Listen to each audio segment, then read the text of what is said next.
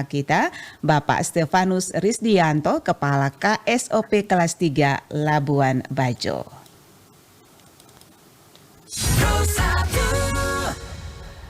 Selamat pagi, Pak Stefanus. Selamat pagi, Mbak Nia. Apa kabar pagi hari ini Labuan Bajo? Kabar baik pagi ini Labuan Bajo cerah. Mbak Nia, bagaimana kabar Mbak Nia? Kabar baik ya, Ende pagi hari ini cerah ceria, suasananya menyambut Natal ini Pak Stefanus. Oke, baik Pak Stefanus, kesiapan KSOP Labuan Bajo di jelang Natal atau selama Natal ini seperti apa? Baik, Mbak Nia, KSOP Labuan Bajo sebagai UPD di Janhubla telah menerima perintah untuk melaksanakan posko Nataru yang dilaksanakan mulai tanggal 18 Desember 2024 sampai dengan 8 Januari 2025, di mana kita mendirikan satu posko di Pelabuhan Marina Waterfront dan satu posko di Pelabuhan Waiklambu, Mbak Nia. Kita juga dibantu oleh para pemangku kepentingan, kurang lebih ada 15 instansi. Ada KSOP, ada Lanal, Polres, Koramil, BMKG, Kantor Loka Karantina Kesehatan, Basarnas, BPLBF, kemudian Distrik Navigasi, pemerintah daerah, kemudian dari asosiasi Gawisri, Vokal, dan kemudian dari swasta, Pelni, Jasa Harja, dan beberapa instansi lainnya yang tidak bisa saya sebutkan yang tergabung di dalam posko Nataru di KSOP Labuan Bajo, Mbak Nia. Iya, ya terkait dengan posko ini, apakah hanya 2 posko yang didirikan di Labuan Bajo? Untuk posko angkutan laut ada 2 posko plus 1 yang di ASDP, karena ASDP masuk di dalam Direktorat Jenderal Perhubungan Darat, Mbak Nia. Iya, ya posko-posko ini nanti untuk masyarakat sendiri atau penumpang yang akan adakan pengaduan begitu? Posko fungsinya adalah untuk menjamin kesiapan daripada para pemangku kepentingan dalam pelayanan masyarakat untuk angkutan Nataru. Iya. Angkutan Nataru adalah angkutan masyarakat dari satu titik ke titik lain yang berpindah karena masa Nataru, Natal dan Tahun Baru ini.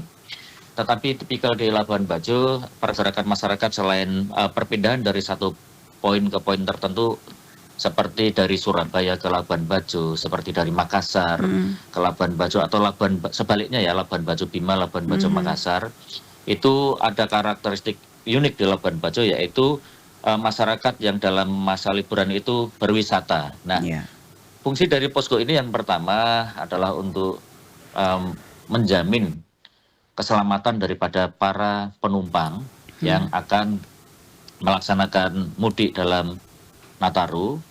Yang kedua, memberikan keamanan bagi para penumpang. Yang ketiga adalah menyiapkan kenyamanan bagi para penumpang, baik penumpang yang Nataru ataupun wisata.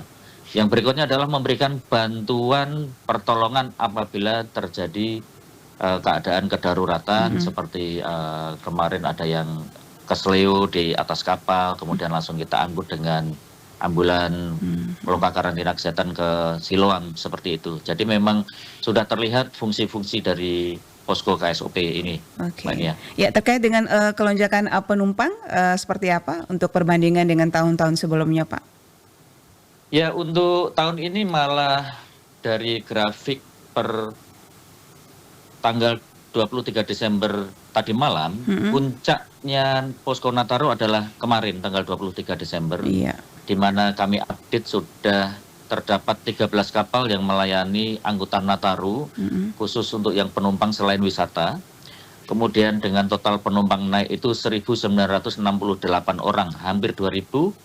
Kemudian total penumpang turun 3.424 orang, hampir 3.500. Tetapi kalau dilihat dari tahun lalu, bahwa sekarang terjadi penurunan 8% sampai hari ini, Mbak Nia.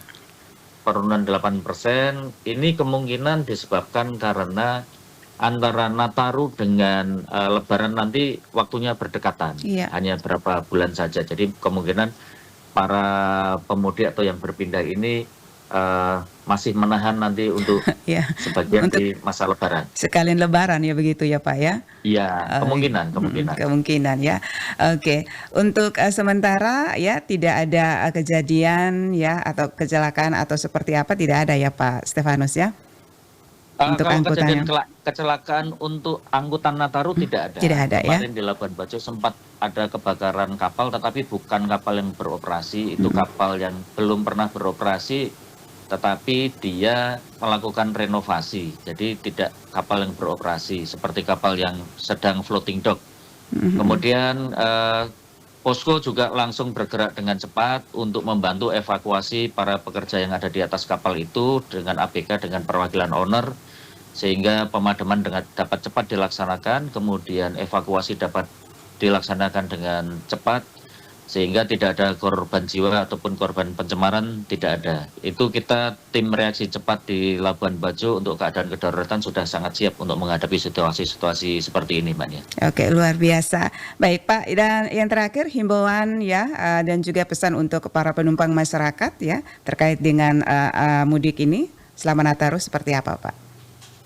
Yang pertama adalah agar para penumpang dan masyarakat itu membeli tiket yang legal di tempat-tempat yang resmi agar tidak terjadi penipuan.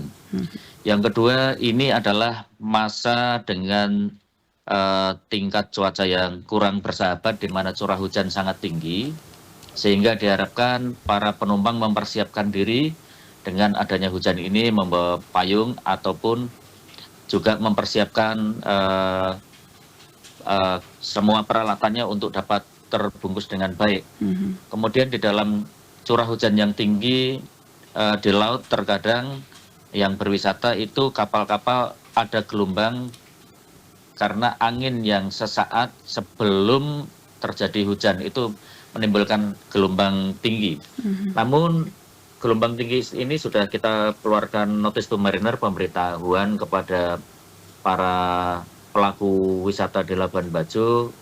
Hari ini sudah berangsur membaik. Kemarin 4 hari ada gelombang tinggi. Semoga di Labuan Bajo ini selalu kondusif mengenai cuacanya. Tapi kami juga berterima kasih kepada BMKG karena update cuacanya juga sudah cukup akurat untuk dapat memprediksi keadaan laut di hari-hari berikutnya, Mbak Nia.